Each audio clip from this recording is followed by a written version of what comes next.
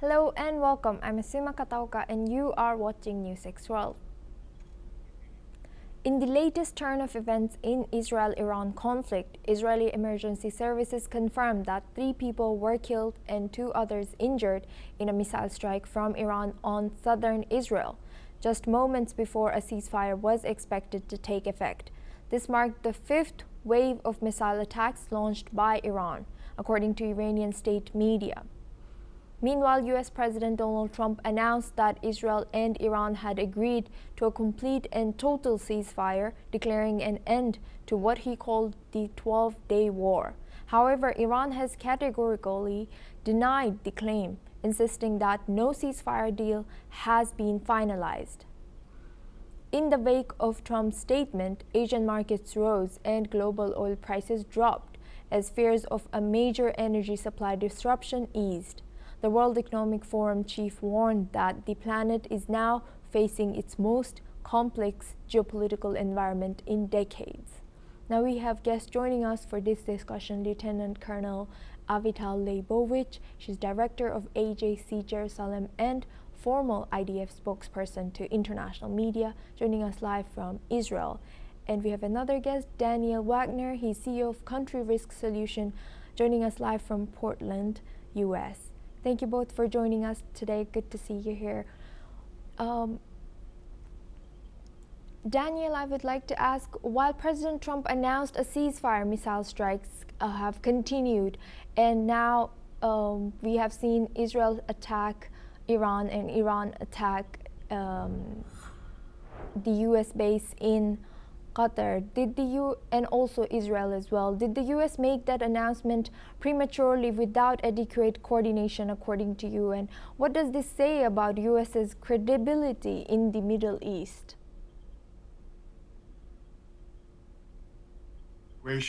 And it stands to reason that the ceasefire declaration will only hold if all parties agree to stop hostilities.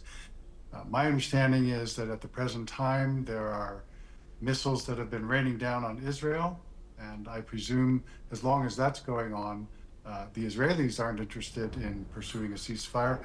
And the Iranians, of course, have said that if Israel stops its attacks, they will stop there. So who's going to stop first? Who's going to continue the cessation of hostilities so that the other side will do the same? That remains to be seen. I think there's only so much that Trump or anyone else can do. If Khamenei and Netanyahu don't think that it's in their mutual interest to stop, then it won't stop. Frankly, I'm a little bit surprised that Netanyahu would even agree to a ceasefire at this time, because it certainly appears that the job in Fordo was not completely done. And we don't have any way of formally confirming that this is the case. But the satellite imagery seems to indicate that although it was severely damaged, it hasn't been destroyed. And we know that the enriched uranium has disappeared. We don't know where it is. Or if we do know where it is, we haven't destroyed it. And so the Iranians have the ability to reconstitute their program in fairly short order in the absence of complete destruction of Fordo and having found where the enriched uranium actually is. And Avital, I would like to take I'll hear your take on that. Daniel just said that maybe according to him, maybe there was less chances that Netanyahu would agree to a ceasefire deal. What is your take on that? And also, did the U.S. make this announcement in haste without adequate coordination with Israel and Iran? Now on to you. Yes, thank you. You know, the announcement by President Trump came at an hour which was in the middle of the night here in Israel. So basically, when Israelis woke up at 5 a.m. this morning, and I'm one of those Israelis, due to a missile attack, and then 4 additional barrages, total of 5 barrages of missiles, they were surprised to hear that announcement, especially given the fact that the missile attack continued even after 7 a.m., which was presumably the deadline for the ceasefire. I do want to say that Israel does have a lot of achievements in the past 12 days in Iran, crippling the top leadership of Revolutionary Guards, crippling the nuclear scientists, the ballistic missile capabilities. By the way, even this morning, these five rounds of missile firing, I think it was less than 15 missiles that have been fired. And previously, just a week ago, we were talking about barrages of 30 missiles. So that has suffered a significant blow as well. The Israeli government still didn't confirm the ceasefire, nor did it make any public announcements about it. So I would say that the next 12 hours will be critical to see where we're heading. And as for the Fordo, which my previous panelists discussed, I think we need to be very careful from satellite pictures, which obviously show a picture only from the air. The story in Fordo, as we know, is deep inside the mountain, 80 meters deep, and to understand what has happened there, we'll need some more time. However, I want to say that in the other nuclear plants, in Isfahan, in Natanz, they did suffer a severe blow. So next 12 hours will be critical. Let's see if Iran respects this assumed ceasefire. As for now, we see that it continued to attack even beyond the designated time. Avital and Daniel, you will stay with us. We have a breaking news. Iranian media has reported that ceasefire has begun following 4 waves of Iranian attacks so far on Israeli occupied territories. Now we go back to our discussion with Avital and Daniel. Daniel, now what is your take on this? That the strikes are continuing, and yet we see that there was ceasefire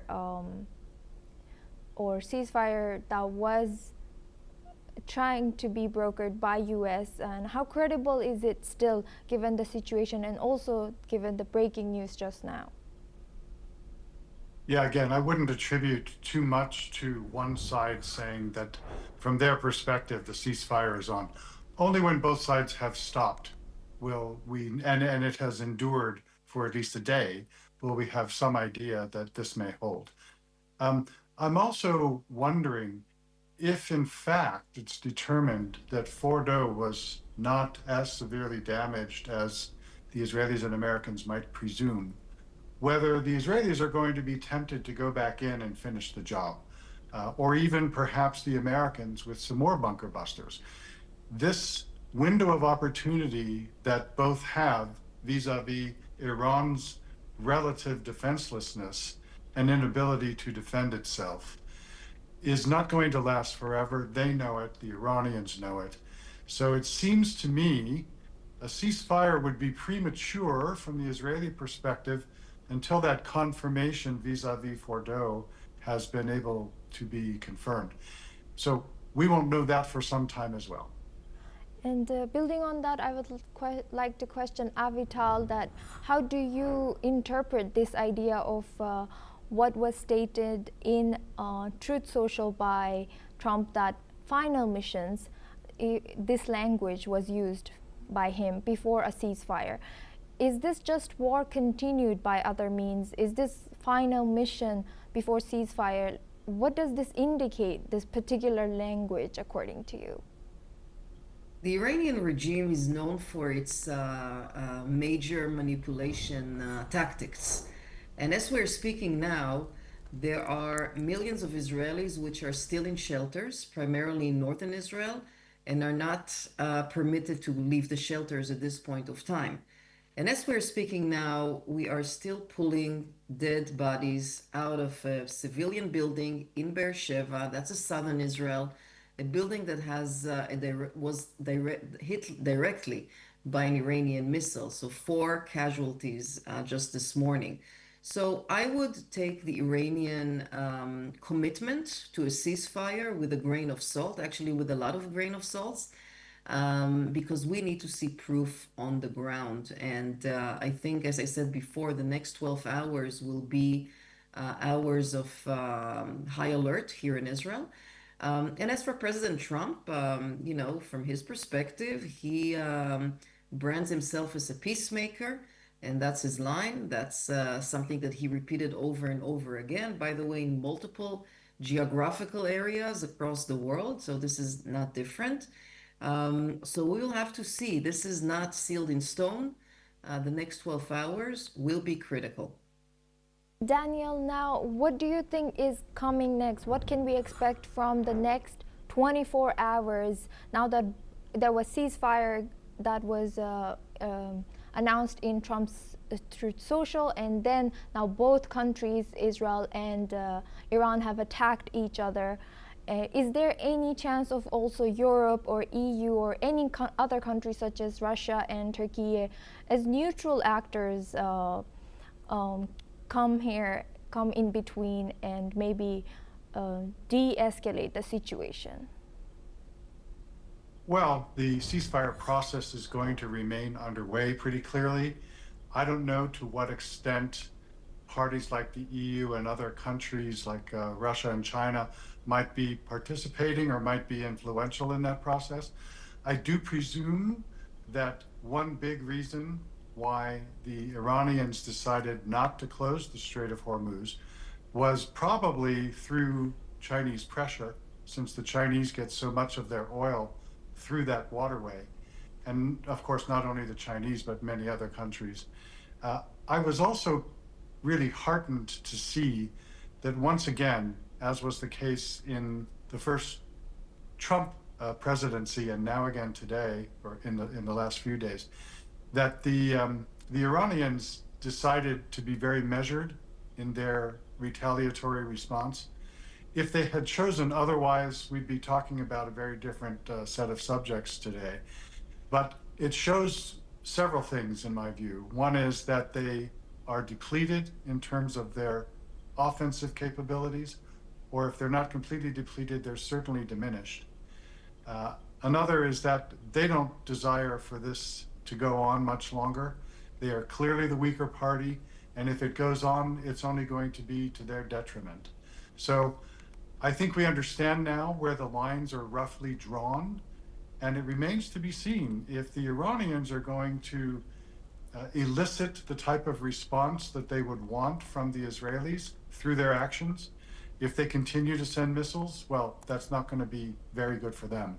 So I think it could go either way. We're either going to see in the next 24 hours some sort of a ceasefire, and we will presume that it holds.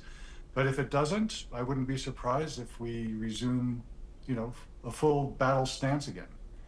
Building on Daniel's answer, I would like to ask Avital, what is your take on that? Daniel mentioned that the Strait of Hormuz is not closed yet, or wasn't closed because maybe there was China's pressure. Why do you think that this strait hasn't been closed yet, even though Iran hinted on closing it earlier? Yeah, it's a good question. I think it has to do with also the military capacity. It's not enough just to announce the closing of the straits. At the end of the day, there needs to be some sort of enforcement. And as Daniel said, and I totally agree, Iran is very weak militarily. Their capabilities have been eroded, and therefore I'm not sure they would even have the relevant power, the relevant military power, to actually enforce the closure of the straits. But if I want to take, your question a little bit forward and look at the future, one thing is clear for us here in Israel. Iran has been developing the nuclear capacity and ballistic facilities and manufacturing for the past 4 decades. Israel put an end to this in the last 12 days. But one thing is very clear to us. We will not wait again 40 more years for the Iranians to rebuild their capacity. So whichever agreement will eventually be reached, it will have to supply an answer to how do you inspect the future potential of manufacturing and rebuilding and building again the ballistic missile capabilities, because we will not reach the same point where we were just 12 days ago. So I think that should be really the focus for the future. And the question is, will Iran comply with these concessions? The price will be that the Iranian regime will stay. This maybe will be the price. But will Iran be willing to make the concessions? I think it's really early to know. And now, Daniel, does the strike on Iranian military infrastructure that was struck earlier today after a ceasefire announcement increase the risk of reignition? And now that Israel and Iran both have increased casualties on the ground, what can you tell us more about it? Well, I don't think we have a totally clear picture on either side about exactly all of the damage that has been done and all of the casualties that have mounted. As Avital said, they're still pulling the dead from the rubble in Israel. I imagine the same is pretty much true in Iran. But getting back to an earlier point that you were discussing about with Avital about the Strait of Hormuz, let's not forget also that regardless of whatever capability the Iranians might have to potentially close or attempt to close the strait, the US has plenty of firepower that it shifted from Asia back to the Middle East. And I think the US ability to keep that sea lane open is greater than Iran's ability to try to close it.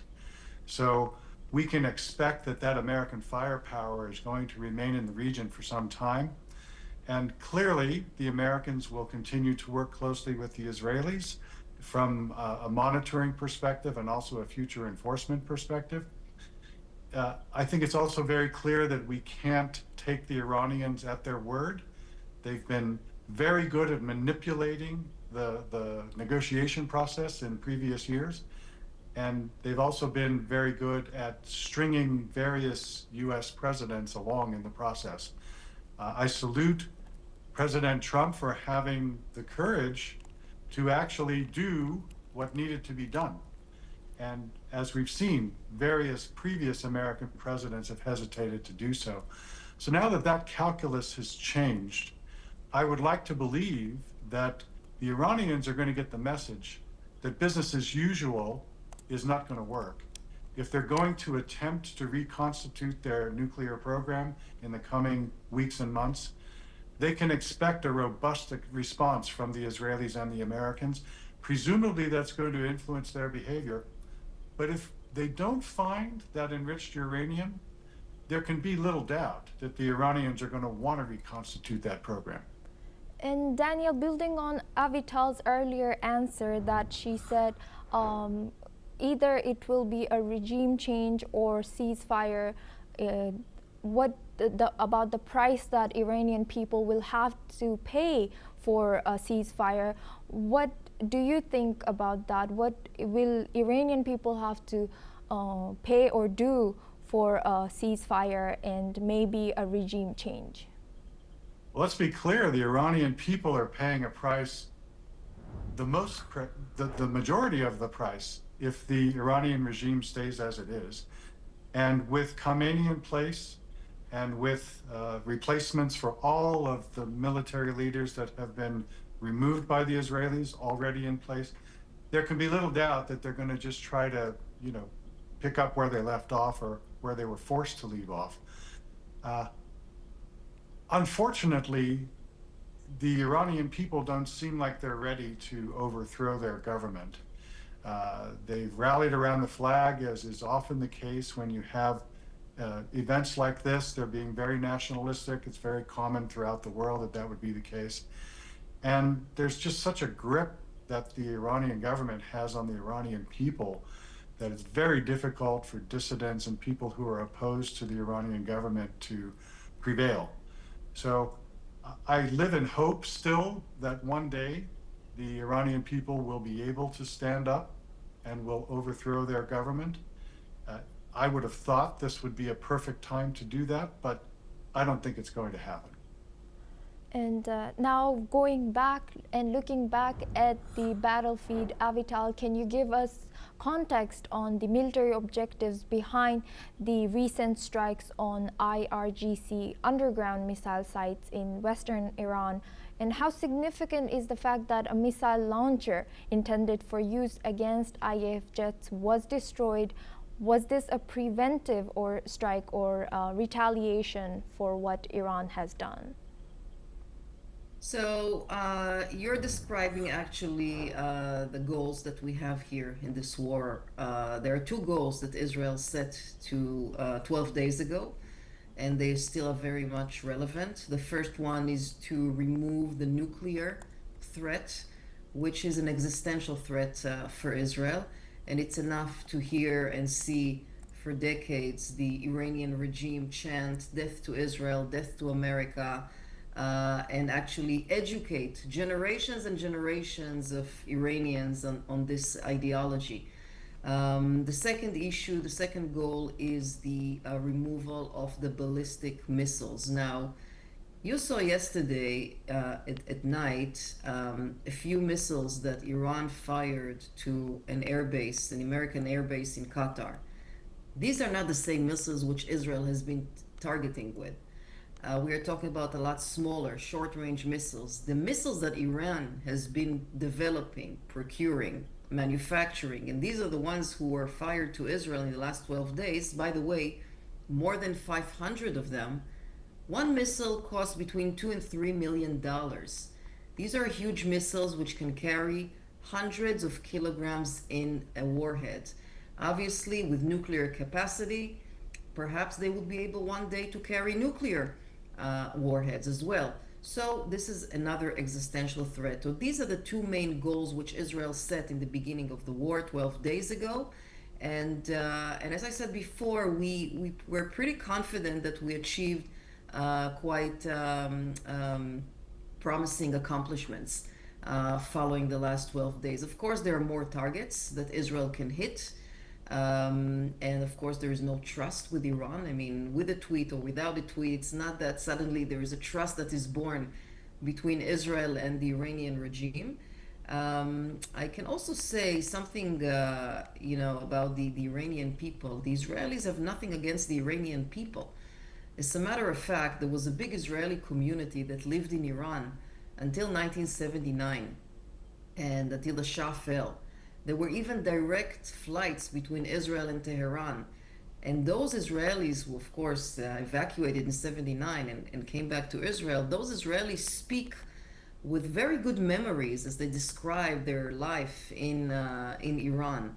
So I believe that under a different regime, this could be achieved. But, however, the goal of the war, from an Israeli perspective, was not to change the regime. This is something that has to be done from within the Iranian people.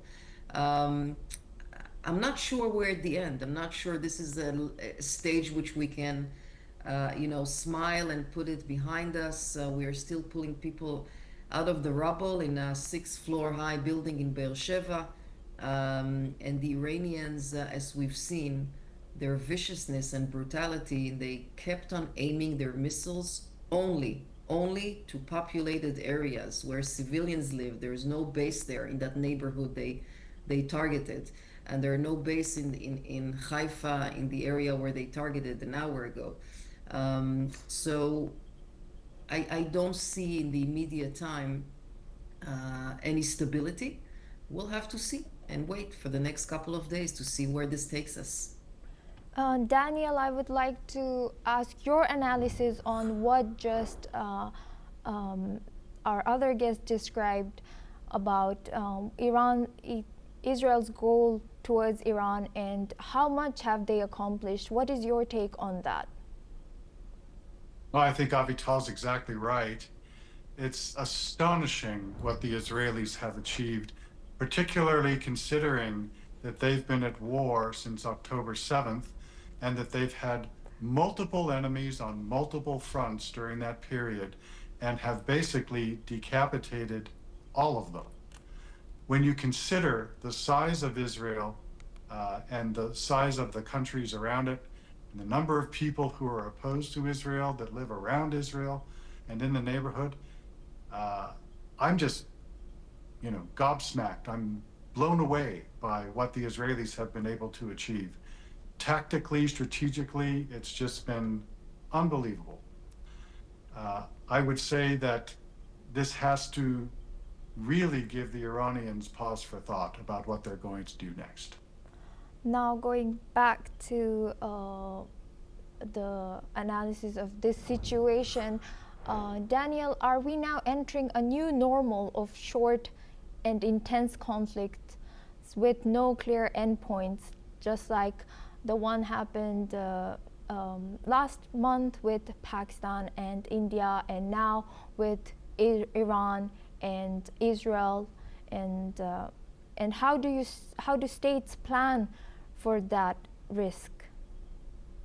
I mean, the world has rarely been in such a perilous state, in the absence of a world war, to have so many conflicts occurring simultaneously. I don't think that the Israel-Iran conflict is going to become a forever war. In fact, it's probably going to be noteworthy for its brevity, but it is certainly joining a long list of conflicts around the world that are contributing to a very unstable environment and a lot of unknown unknowns vis-a-vis the global economy, the idea of policymakers making policy, the ability of things to get done. I mean, just think about how disruptive this conflict has been in the last 1 to 2 weeks for air traffic and sea traffic alone. It's, really something that we should have some pause for thought on in terms of the impact that it's already had. I'm hopeful that some of these conflicts around the world will be resolved soon. I don't think Ukraine is going to be one of those. I don't think that the conflicts that Israel has on its borders and in the region are going to be resolved anytime soon. So Israel's going to be in a defensive posture, and it's going to have to, double down on its alliance with America and other countries, because the threat is certainly not going away. Now, Avital, building on Daniel's answer, would you like to add something on that? And if Israel now has to look for more alliances, what countries is Israel eyeing for within Middle East? So Israel has been dealing with ideologically motivated Shiite axis in the region, whether it's Hezbollah in Lebanon, whether it was the pre-Jolani situation in Syria with Assad, whether it's Hamas and Islamic Jihad in Gaza and in the West Bank. And of course, there are fragments in Iraq, there are the Houthis in Yemen, and so on and so forth. Imagine a situation in which all these fronts are more or less stabilized, and we see already the fruit of that in Lebanon, where Hezbollah stood idly by and did not actively support Iran. It made the mistake already on October 8th, which decided to support Hamas after what they did in Israel. And they're not going to repeat that mistake. So they're sitting back. Jolani is singing a new tune in Syria, which is not in the same accords with Iran. Of course, with moderate Arab countries that normalized relations with Israel, 5 years ago, next month, the Abraham Accords, of course, I'm talking about the UAE and Bahrain and Morocco, if that could be expanded to additional moderate countries in the region, I think that would shape a new Middle East. And it will not only stay within the borders of the Middle East, it will have a global implication. Because even today, you have vessels that are not entering the Red Sea because of the Houthis. And most of Israel's cargo does not even come from that area. So it's not an Israeli issue. Basically, it's a global issue, and that's the way it should be treated. Yes, Israel did the work for the world, you can say that, and achieved a lot of achievements in all of those fronts I mentioned, including Iran now. But from this moment on, it needs to be treated globally. I know one thing that Israel learned, and this will shape its tactic going forward, and that is not waiting for additional accumulation of weapons in each of the fronts which I mentioned. And you're seeing what's going on in Lebanon today, for example, after the ceasefire agreement has been signed. If there are signs of an immediate threat on Israel, then Israel eliminates that threat. It could happen 3 times a day, it could happen once a week. The same goes to Iran, and the same will need to go to every single other enemy that Israel has in the region. But I want to be optimistic and hope that once the region stabilizes, we'll be able to expand the Abraham Accords. One thing I cannot leave without saying, and that is the 50 hostages that we still have in Gaza. And this is an open scar, an open wound for the Israeli people. Hamas, there is a slim hope that Hamas will, perhaps under the pressure that Israel put on Iran, will be willing to take some measures and release at least those 20 who are alive. But right now, it doesn't seem that this is the way it's going. So this is something, of course, that Israel will need to bring to a closure. So, thank you very much, Lieutenant Avital, Colonel Avital Leibovich, and Daniel Wagner for joining us today and sharing your expertise on this volatile situation. Well, that's all we have time for. We will continue to bring more news updates from around the world.